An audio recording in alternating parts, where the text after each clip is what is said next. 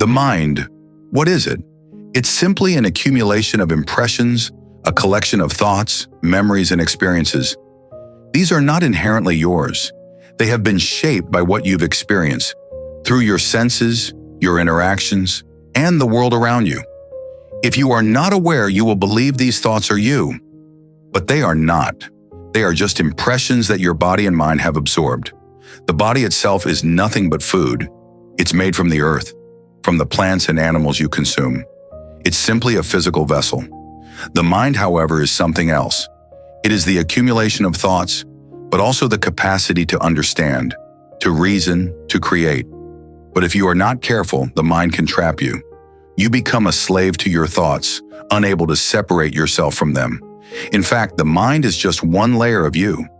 Beneath this, there is something deeper. This is where you truly reside. But you are caught up in the surface layers, entangled in the thoughts that arise, in the emotional patterns that repeat.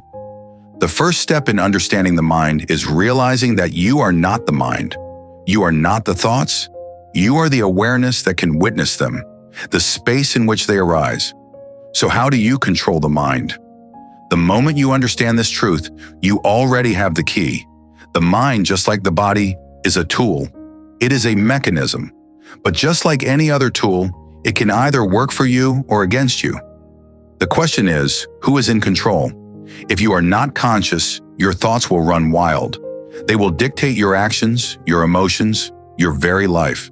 But if you take charge, if you learn to witness your thoughts without attachment, then you can control the mind. Not through force, but through awareness.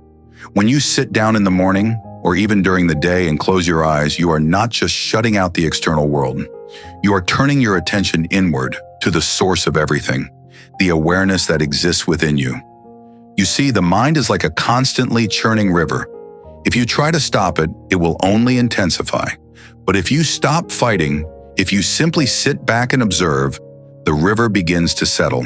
In this stillness, you are not bound by your thoughts. In this stillness, you experience your true nature. A mind that is under control is like a well-trained horse. It can go wherever you direct it, and it will carry you with grace and clarity. But when the mind is chaotic, it pulls you in every direction. The trick is not to fight it, but to understand it. To use it, not be used by it. You must remember the mind is not something to be controlled through willpower alone. If you try to force it, it will rebel. The mind, just like the body, needs to be trained.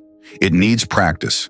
So every day, take a few moments to sit in stillness, to witness your thoughts, to observe without judgment. In time, you will see that your mind no longer controls you. Instead, you begin to control it with ease. This process of controlling the mind is not a one-time thing. It is a lifelong practice. But when you begin, you start to experience freedom. Freedom from the constant chatter, freedom from the endless cycle of thought. And in this freedom, you find peace. In this peace, you begin to experience life as it truly is, without the distortions of the mind.